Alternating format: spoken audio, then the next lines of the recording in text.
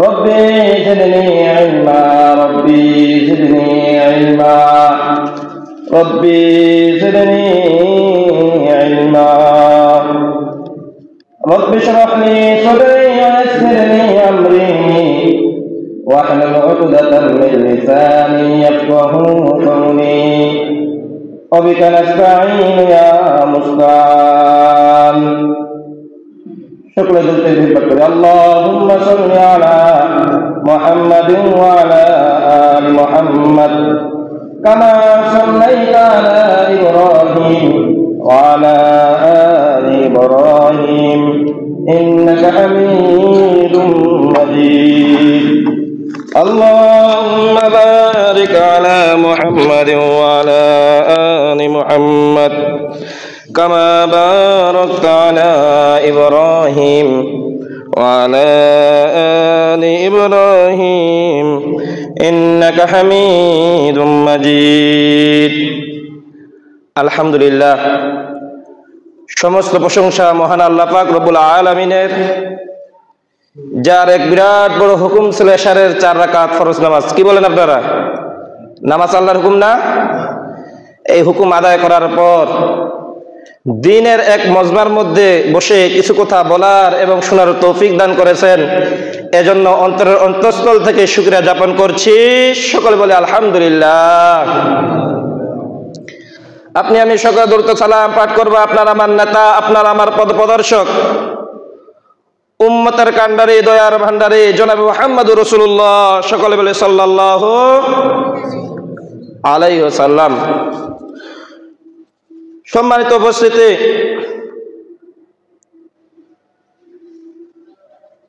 আমরা যে রাতের মধ্যে উপনীত হয়েছি শবে বরাত বা মধ্য শাবান, আরবিতে বলা হয় নিসফে শাবান। শবে বরাত হচ্ছে হিজরির শাবান মাসের 14 ও 15 তারিখে মধ্যবর্তী রাতে পালিত মুসলমানদের গুরুত্বপূর্ণ রাত। উপমহাদেশে এই রাতকে শবে বরাত বলা হয়। হাদিসের ভাষ্য অনুযায়ী এ রাতে আল্লাহ তার বান্দাদেরকে বিশেষভাবে ক্ষমা করে থাকেন। খুশি হন নাই? এবং জাহান্নাম থেকে মুক্তি দেন। আল্লাহু আকবার। শবে বরাত এই শব্দটি হলো ফার্সি শব্দ। শব অর্থ রাত, বরাত শব্দের অর্থ হলো সৌভাগ্য। এজন্য সৌভাগ্যের রাত বা সৌভাগ্য রজনী বলা হয়। হাদিসের ভাষ্য অনুযায়ী হাদিস থেকে আমরা জানতে পারি আল্লাহ তাআলা এ রাতের মধ্যে প্রথম আসমানে চলে আসেন। সুবহানাল্লাহ বলেন। আসমান কয়টা? জমিন কয়টা? 7টা।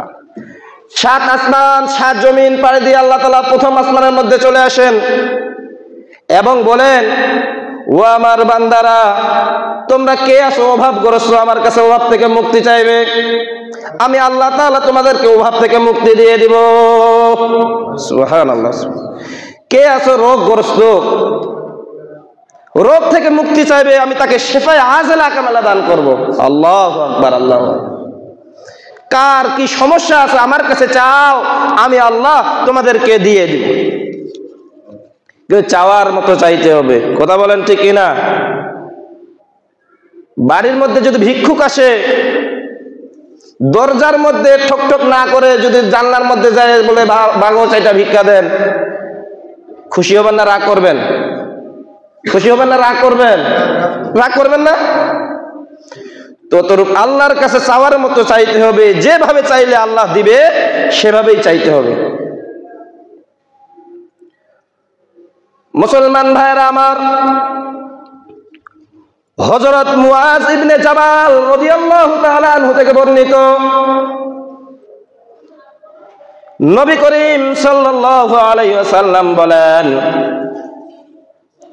আল্লাহ তাআলা শবে বরাতের রাতের মধ্যে, শাবান অর্ধ শাবানের মধ্যে আল্লাহ তাআলা বিদ্বেষ পোষণকারী, হিংসা পোষণকারী ছাড়া সমস্ত মানুষকে আল্লাহ তাআলা মাফ করে দেন। আল্লাহ রাসূল সাল্লাল্লাহু আলাইহি সাল্লাম হযরত আয়েশা রাদিয়াল্লাহু তাআলা আনহা থেকে বর্ণিত, আল্লাহ রাসূল সাল্লাল্লাহু আলাইহি সাল্লাম রমজান মাসের পরে এই শাবান মাসে এত বেশি রোজা রাখতেন, এত বেশি রোজা রাখতেন, মনে হইতো আয়েশা রাদিয়াল্লাহু তাআলা আনহা বলেন, আল্লাহ রাসূল সাল্লাল্লাহু আলাইহি সাল্লাম যখন রোজা ধরতেন মনে হতো সারা মাসেই রোজা রাখবেন। কোন বছরে 10টি রোজা, কোন বছরে 15টি রোজা, কোন বছরে 20টি রোজা করতেন। আল্লাহ রাসূল সাল্লাল্লাহু আলাইহি সাল্লামকে জিজ্ঞাসা করা হলো, ইয়া রাসূলুল্লাহ, আপনি শাবান মাসে এত বেশি রোজা করেন, এর কারণ কি? আল্লাহ রাসূল সাল্লাল্লাহু আলাইহি সাল্লাম উত্তরে বলেন, আল্লাহ তাআলা এই রজব এবং শাবান মাসে বান্দার প্রতি এত রহমত অবতীর্ণ করেন যা অন্যান্য মাসে করা হয় না। আমরা একটা দোয়া করি না, আল্লাহুম্মা বারিক লানা ফি রজব ওয়া শাবান ওয়া বাল্লিগনা রমাদান। রব্বুল আলামিন রজব এবং শাবান মাসের যত রহমত আর বরকত আছে আমাদেরকে দিয়ে দাও। ওয়া বাল্লিগনা রমাদান, এবং রমজান পর্যন্ত হায়াত দারাজ করো। সকলে বলে আমিন। মুসলমান ভাইরা আমার, তাহলে এই মাসে কাদেরকে মাফ করবেন? যারা আল্লাহর পরীক্ষায় উত্তীর্ণ হতে পারবে। কার পরীক্ষায়? আল্লাহর পরীক্ষায় যে বান্দারা উত্তীর্ণ হতে পারবে, আল্লাহ তাআলা